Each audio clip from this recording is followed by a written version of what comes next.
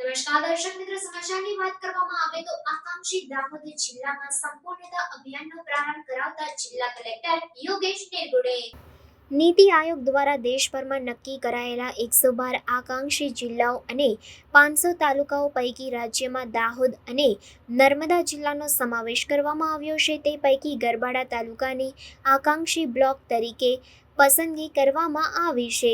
નીતિ આયોગ દ્વારા નિર્ધારિત કરાયેલી એસઓપી પ્રમાણે 6 પેરામીટર્સની સુવિધા પૂર્ણ કરવા આકાંક્ષી જિલ્લા તાલુકામાં સંપૂર્ણતા અભિયાન શરૂ કરવામાં આવ્યું છે. દાહોદ જિલ્લાના ગરબાડા તાલુકા પંચાયત કચેરી ખાતેથી જિલ્લા કલેક્ટર યોગેશ નિર્ગુડેની પ્રેરક ઉપસ્થિતિમાં આ અભિયાનનો પ્રારંભ કરાવાયો હતો. સૌ કોઈએ સ્ક્રીન પર સંપૂર્ણતા અભિયાનની ફિલ્મ નિહાળી. આ સાથે આગામી 30મી સપ્ટેમ્બર 2024 સુધી ચાલનારા સંપૂર્ણતા અભિયાનના પ્રારંભ પ્રસંગે ઉપસ્થિત સૌએ આકાંક્ષી જિલ્લા તાલુકાના નક્કી કરાયેલા ઇન્ડિકેટર્સને સંતૃપ્ત કરવા માટે યોગદાન આપવાના શપથ લીધા હતા.